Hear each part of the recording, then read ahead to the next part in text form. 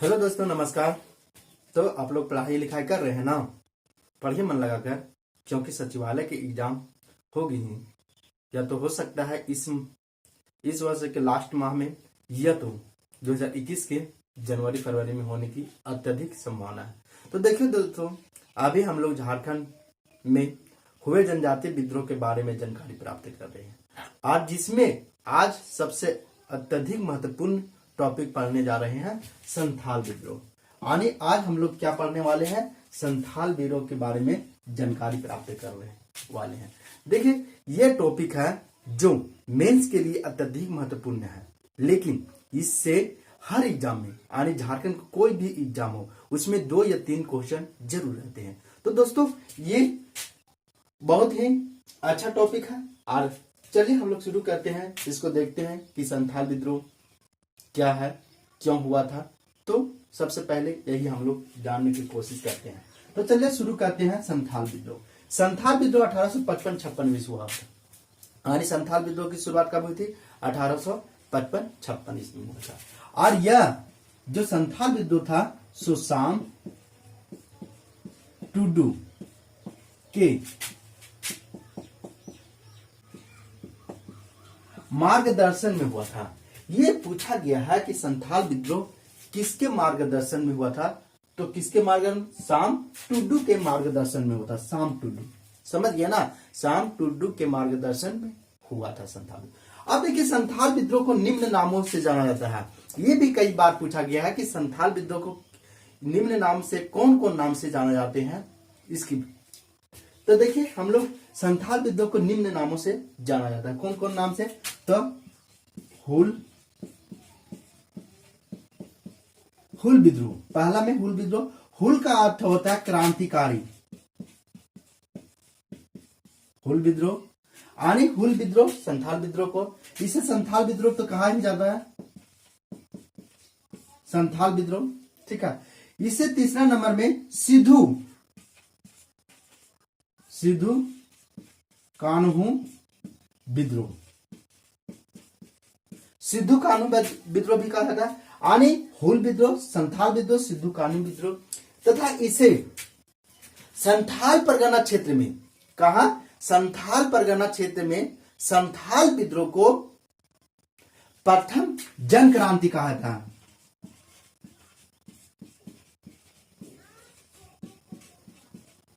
जन क्रांति बोलिए या प्रथम जन विद्रोह भी कहा जाता है, या विद्रोह बोलिए।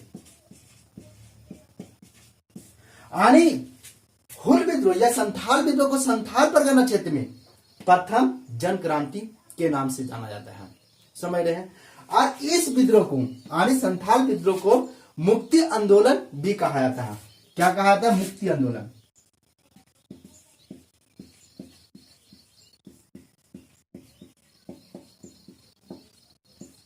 तो अगर प्रश्न में आपसे पूछा जाए कि मुक्ति आंदोलन के नाम से कौन सा विद्रोह जाना जाता है? संथाल विद्रोह। देखिए, संथाल विद्रोह में अत्यधिक मारकाट हुए थे। लगभग इस विद्रोह में 50,000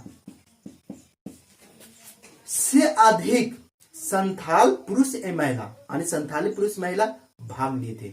समझ गए कितना? 50,000 से अधिक भाग लिए, जिसमें 15,000 से अधिक संथाली महिलाओं को या पुरुष महिलाओं को मार दिया गया था। यानी इसमें मारे गए थे 50,000 में 15,000 से अधिक। इसलिए इस विद्रोह को खूनी विद्रोह भी कहा था। तो प्रश्न में यह रहे आपका कि खूनी विद्रोह के नाम से कौन सा विद्रोह जाना जाता है? संथाल विद्रोह जाना जाता है। तो दोस्तों, सबसे पहले ये देखिए, संथाल जो है, संथाल परगना क्षेत्र है। तो संथाल परगना क्षेत्र में पहले संथाल लोग नहीं रहते थे। यानी 1790 ईस्वी तक संथाल परगना क्षेत्र में, साहेबगंज हो गया, पाकुड़ हो गया, दुमका, इस क्षेत्र को संथाल परगना क्षेत्र कहते हैं। तो उधर क्या था कि 1790 तक संथाल उस क्षेत्र में नहीं पाए जाते हैं। तो आप सोच रहे होंगे कि संथाल आखिर आए कहां से? तो क्या हुआ, अंग्रेजों और जमींदारों द्वारा इधर जो हजारीबाग तरफ रहते थे, छोटा नागपुर क्षेत्र में रहते थे, सिंहभूम क्षेत्र में रहते, तो इनको शोषण, संथालों को शोषण की जाने, अधिक अंग्रेज आए थे तो शोषण कर रहे थे, जमींदार भी शोषण कर रहा था, उसकी मुक्ति पाने के लिए ये संथाल लोग थे से 1790 से इस क्षेत्र में, संथाल क्षेत्र में पहुंचे संथाल लोग। और सबसे अधिक 1815 से 1830 ईस्वी तक संथाल क्षेत्र में यानी संथाल परगना क्षेत्र में संथालियों का अत्यधिक आगमन हुआ। कब? 1815 से 1830 ईस्वी। लेकिन 1790 तक संथाल परगना क्षेत्र में संथाल जनजाति नहीं पाए जाते थे। समझ रहे ना? तो अगर प्रश्न पूछे कि संथाल लोग संथाल परगना क्षेत्र में कब प्रवेश किए थे, तो 1790 के बाद में। आज सबसे अधिक प्रवेश कब हुआ था? तो 1815 से 30 के बीच में सर्वाधिक संथाल जनजाति प्रवेश किए थे। ठीक है दोस्तों, आगे देखिए।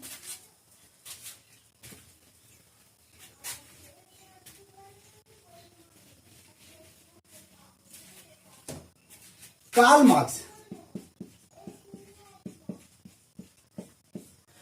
मार्क्स ने संथाल विद्रोह को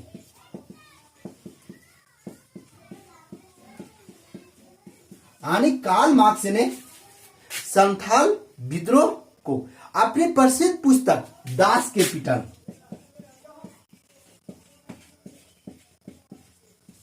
तथा नोट्स ऑन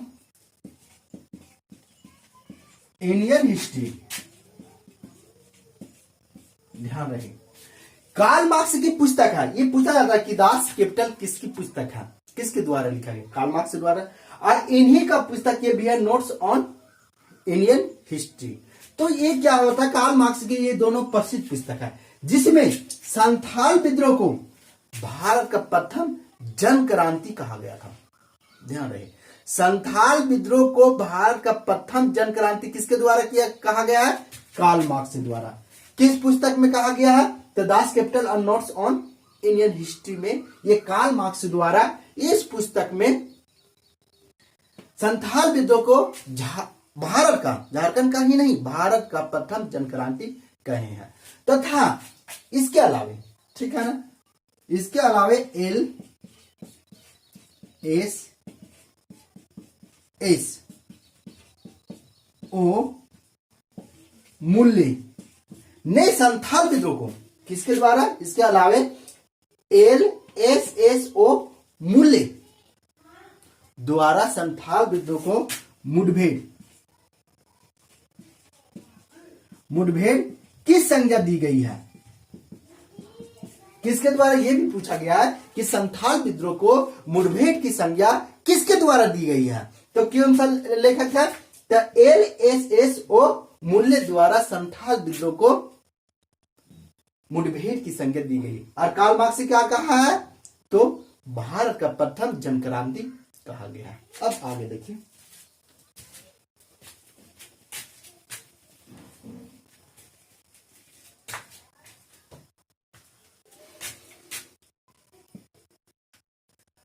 जून कब? 1855 ईस्वी में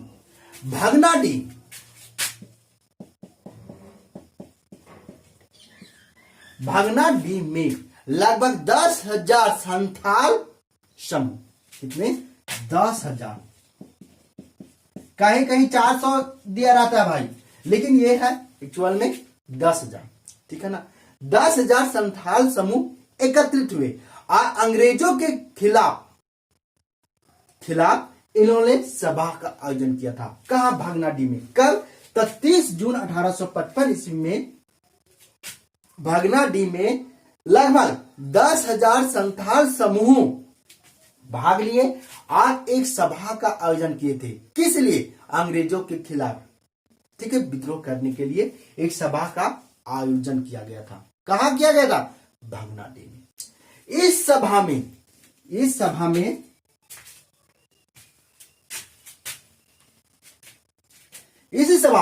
और ये कब किया गया था? तो कब किया गया था भाई? 30 जून 1855 ईस्वी में। और इस विद्रोह का नेतृत्व, यानी जो विद्रोह हुआ था, इस सभा का आयोजन किया गया था। ठीक है, और इस सभा में समझ गए ना। आगे ये भी कहा जा सकता है कि संथाल विद्रोह का नेतृत्व किसके द्वारा किया गया था। सबसे पहले ये देख लीजिए, तो संथाल विद्रोह का नेतृत्व 4 भाइयों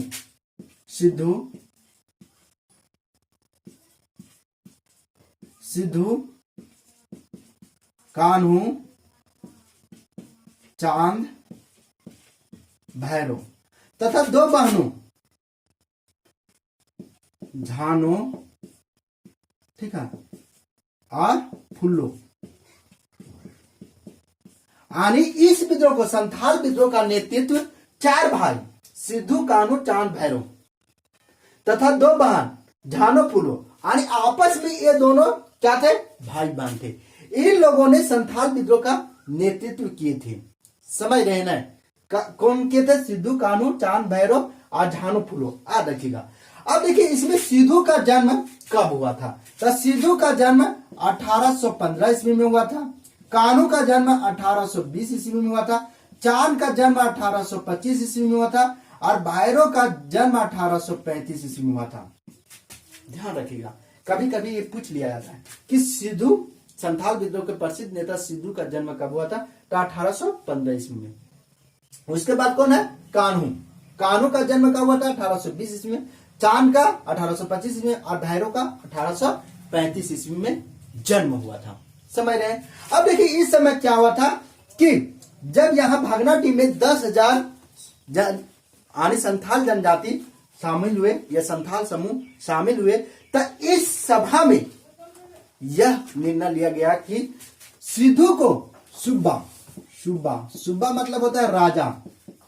ध्यान रखिएगा। इस सभा में, किस सभा में, भागनाडी में जो 30 जून 1855 ईस्वी में सभा किया गया था, किसके द्वारा, संथाल समूहों द्वारा, यानी 10,000 सभा संथाल समूहों द्वारा, जिसमें यानी सिद्धू को सुब्बा राजा बनाया गया था, कान्हू को मंत्री बनाया गया था, चांद को प्रशासक और भैरव को क्या बनाया गया, को बनाया गया था आपका सेनापति नियुक्त किया गया था।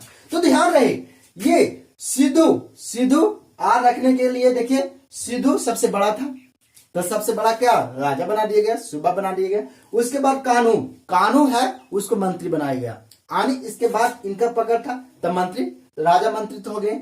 लेकिन चांद देखते हैं रात में जब उड़ जाता है इंजोरिया, रात आता तो प्रशंसा करते हैं ना कि आज इंजोरिया रात है, सब कुछ दिख रहा है, और अंधेरिया रात में ही दिखता है ना, तो इसलिए कि चांद नहीं उगा है, तो ये प्रशंसक है। और भैरव को देखते हैं ना कि एक गुट में चलते हैं, तब भैरव था, तो उनको सेनापति नियुक्ति कर दिया गया था। किस सभा में, तो 30 जून 1855 इसमें भागनाडी में एक सभा का आयोजन किया गया था, जिसमें ये लोगों को चुना गया था। क्या बनाया गया था, सिद्धू को सुब्बा मतलब होता है राजा। ध्यान रहे, कहीं अगर ये पूछ दिया जाए कि सिद्धू को संथाल विद्रोहियों की एक सभा में क्या नियुक्त किया गया था, क्या बनाया गया था, सुब्बा वहां लिख दे, तो उसी को मार दीजिएगा। सुब्बा मतलब होता है राजा, और कान्हू को मंत्री, चांद को प्रशासक, भैरव को सेनापति बनाया गया था। समझ रहे हैं ना आप लोग। अब देखिए आगे, इस सभा में जो सभा किया गया था उसमें मुख्य रूप से संथालियों द्वारा 3 नारा दिए गए थे, प्रमुख नारा 3 नारा दिए गए थे। तो कौन कौन, अपना देश, अपना राज, पहला। दूसरा में देखिए महाजन,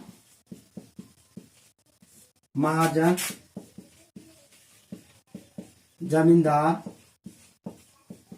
पुलिस तथा सरकारी कर्मचारी का नाश हो। तीसरा नारा था करो या मरो, अंग्रेजों हमारी मिट्टी छोड़ो। तो देखिए ये पूछा गया है पूछा जाता है कि संथाल विद्रोह में मुख्य रूप से कौन कौन से नारे दिए गए थे, या ये पूछ देगा कि अपना देश अपना राज किस विद्रोह के समय नारा दिया गया था। तो संथाल विद्रोह के समय दिया गया था। आने इसको कहना था कि संथालियों को कि अपना देश और अपना राज, अपना देश में दूसरे को क्यों राज करने के लिए आया, अंग्रेज तो दूसरी जगह से आए थे, तो अपना देश है, हम लोग किस तरह शासन करेंगे, किस तरह रहेंगे हम लोग समझेंगे, दूसरे को दखल नहीं देना। उसके बाद महाजन, जमींदार, पुलिस तथा सरकारी कर्मचारियों की नाश हो, इसलिए कहा गया था कि जमींदार और महाजन लोग क्या कर रहे थे कि जबरदस्ती, इसकी जमीन है, अपना ही जमीन है संथाल लोग को, आप उसमें ये खेती कर रहे हैं, लेकिन इनसे पैसा लेना पड़ता था। पुलिस भी सहायता करती थी गैर आदिवासियों को, समझ गए ना, दूसरे जगह से लोगों को लाके इसमें भर्ती करते थे, यानी यहाँ संथालियों के समय समझ ले आते थे और यहाँ बसा देते थे, और ये लोग जमीन को छीन लिए थे। इसलिए कहा रहे थे लोग कि महाजन, जमींदार, पुलिस तथा सरकारी कर्मचारियों का नाश हो, ये कोई काम के नहीं है। उसके बाद करो या मरो अंग्रेजों हमारी माटी छोड़ो, चाहे कुछ भी करेंगे, लेकिन अंग्रेज तुम लोग यहाँ भागो, तुम लोग को खैर नहीं है, आए न कल तो भागना है। ठीक है दोस्तों, आज कल हम लोग पढ़ने वाले हैं अगले वीडियो में